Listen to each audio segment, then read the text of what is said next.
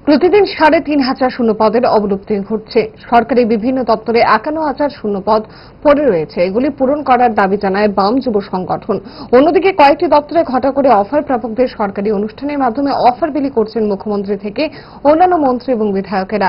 এ ধরনের প্রক্রিয়া নিন্দাজনক বলে অভিযোগ বাম যুব সংগঠন ডিওয়াইএফআই-এর।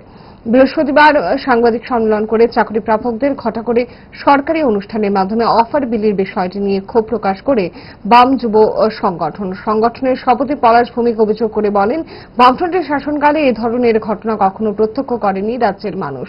অফার বিলি করতে মন্ত্রী বিধায়কদের উপস্থিতি রাজনৈতিক সংকীর্ণতার উদাহরণ বলে অভিযোগ করেন তিনি।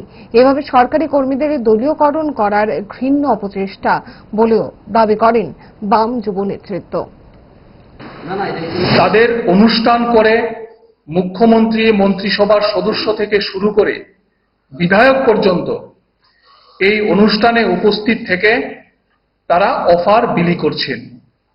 আমরা এই পদ্ধতির সম্পূর্ণ বিরোধিতা করছি, কারণ আমরা মনে করি এটা করা হচ্ছে রাজনৈতিক স্বার্থে এবং প্রশাসনের মধ্যে দলতন্ত্র কায়েম করার জন্য পরিকল্পিতভাবে এই জিনিস করা হচ্ছে এবং একটা মেসেজ দেওয়ার চেষ্টা হচ্ছে যে আগামী দিনে চাকরি পাওয়ার পর তোমাকে দলের অনুগত সৈনিক হিসাবেই কাজ করতে হবে।